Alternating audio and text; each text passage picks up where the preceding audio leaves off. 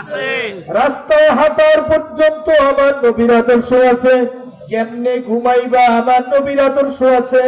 কেমনে কথা বলবা আমার নবীর নীতি আদর্শ আছে। দোকানদারি কেমনি করবা আমার নবীর আদর্শ আছে। কারণ সাহাবায়ে কেরাম ব্যবসা করছে, কথা বলেন ঠিক কিনা?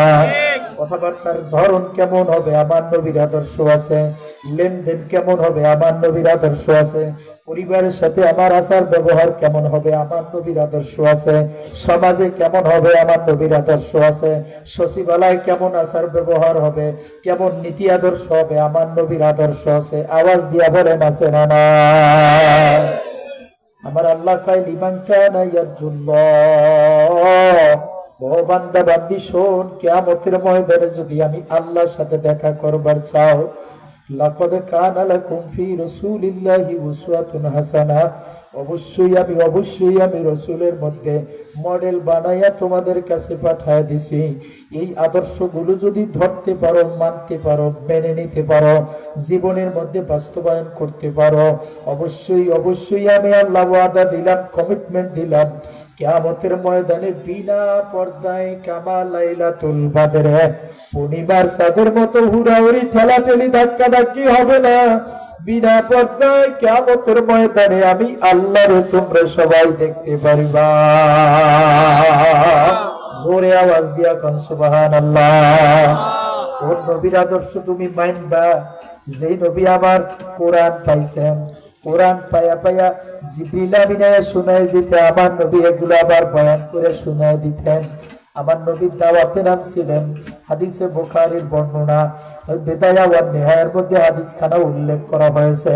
আমার নবীর দাওয়াতে দিনের বেলা যাইতে পারেন নাই, এই কোরআনের দাওয়াত পৌঁছায় দেওয়ার জন্য রাতের আধারে গিয়া চাচারে পায়ে ধরে কইছেন, চাচা আমি আব্দুল্লাহর বেটা মুহাম্মদ, আমার মা নাই, আমার বাবা নাই, আপনি যদি কালিমার দাওয়াত কবুল করেন আমার শক্তি বাইরা যায়।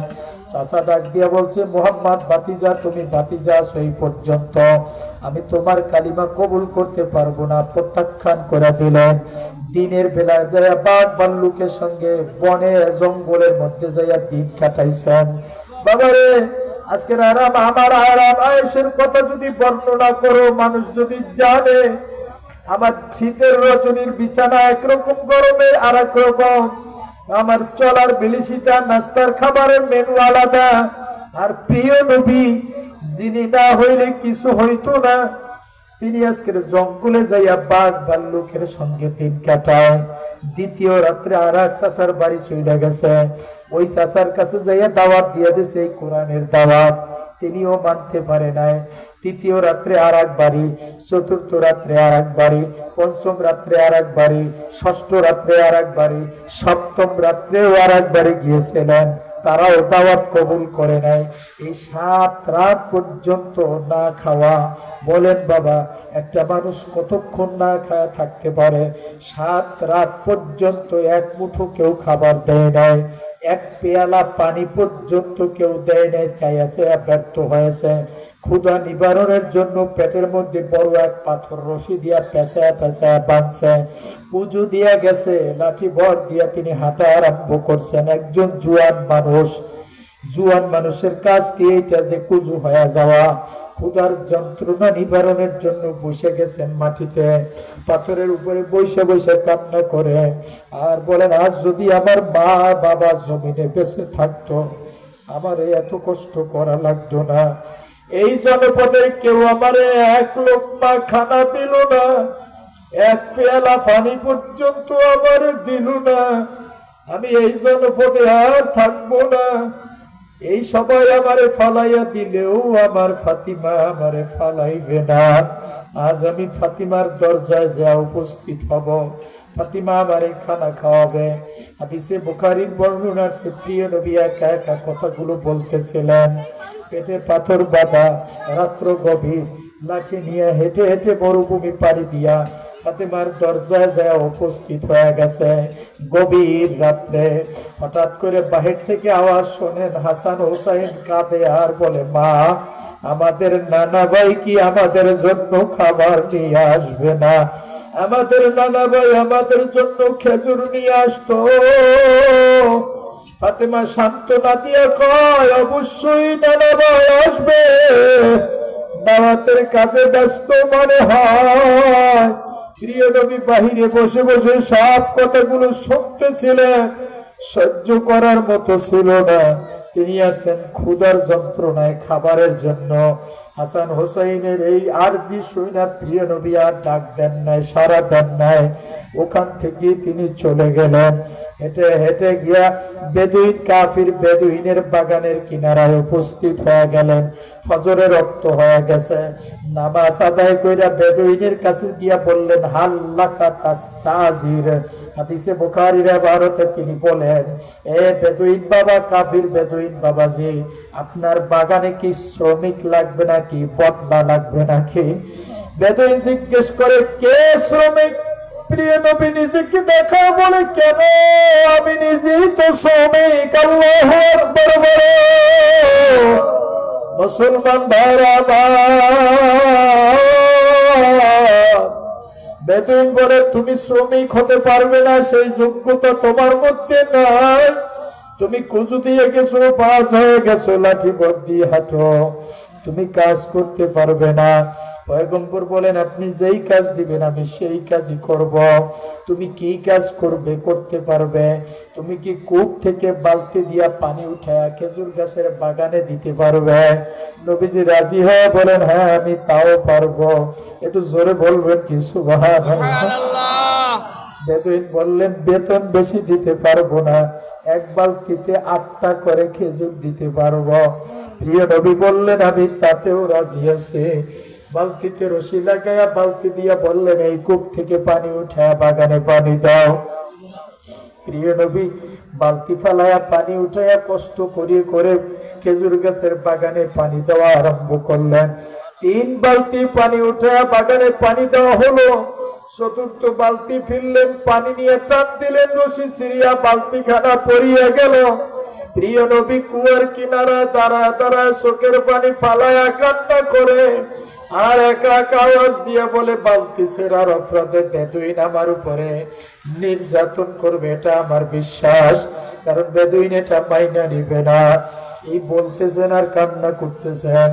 সকাল হয়ে গেলে বেদুইন এসে উপস্থিত হয়ে গেলে আয়েশা দেখে কান্না করে নবীজি। কিছু বলার আগেই নিজের থেকে বললেন, হে বেদুইন বাবা, আমার একটা বড় ভুল হয়ে গেছে। আমি 3 বালতি পানি দেওয়ার পরে 4র্থ বালতির সময় আমার রশি ছিঁড়া পড়ে গেছে, আমি আর পানি দিতে পারি নাই, আমারে মাফ করে দিয়েন বেদুইন বাবা। বেদুইন আর সহ্য করতে পারে নাই, রাগ সামলায় নিতে পারে নাই।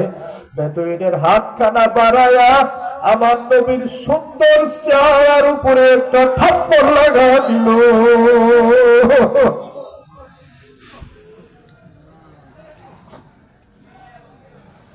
আমার নবী পইরে গেছে মরুভূমির বালুর মধ্যে।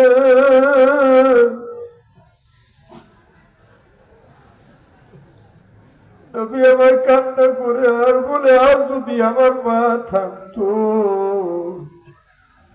আজ যদি আমার বাবা থাকতো, আজকে আমার এখান থেকে উদ্ধার করে নিয়ে যাইত। দীর্ঘ সময় পরে নবীজি স্বাভাবিক অবস্থা হলেন। বেদুইনের কাছে গিয়ে বললেন, বেদুইন বাবা, আমার 3 বালতির পারিশ্রমিক কি দেয়া যাবে? 24 খেজুর গুনিয়ে দিয়ে বললেন, যাও, তোমার মতো শ্রমিক আমার লাগবে না। প্রিয় নবী গুহার কিনারা যায়, কূপের কিনারা যায় থুতু ফেললেন। থুতু ফেলার সঙ্গে সঙ্গে কূপের সব পানিগুলো উতলানো শুরু হয়ে গেল। পানিগুলো উতলায়া বহিয়া বহিয়া যান। আল্লাহ নবী টাকা দেখেন, ছিঁড়ে যাওয়া বালতিটাও পানির সঙ্গে গড়াগড়ি খায়। বালতি কানা হাত দিয়া দইরা নিয়া বেদুইন দিয়া বলে, বেদুইন বাবা, এই না তোমার বালতি, আমারে মাফ করে দিও।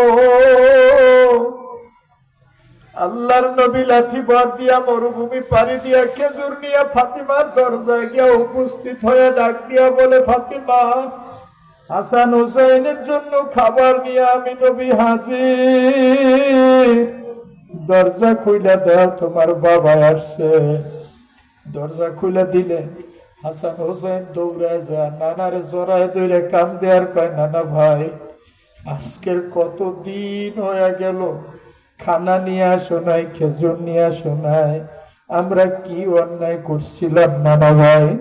এদেরকে বসাইয়া হাদিসে লেখছেন, দুইজনকে দুই উরুর উপরে বসাইছেন, বসাইয়া খেজুর বন্টন করে দিছেন।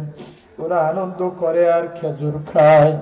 ফাতেমার দিকে তাকায় দেখে মুখটা মলিন হয়ে গেছে। নবীজি কয়, ফাতিমা সত্যি করে বলবা আজকের কদিন পর্যন্ত খাবার খাও নাই? ফাতিমা বলে, বাবা আজকের 8 দিন কত হয়ে গেছে, এক লোকমা খাবার খাইতে পারি নাই।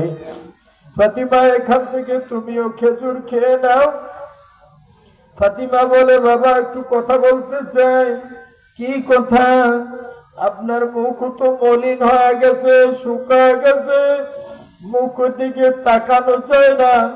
আপনি কত শক্তিশালী মানুষ, আপনি পুজো হয়ে গেছেন, বাদ দিয়া গেছেন, আপনি লাঠি বর দিয়ে আসছেন।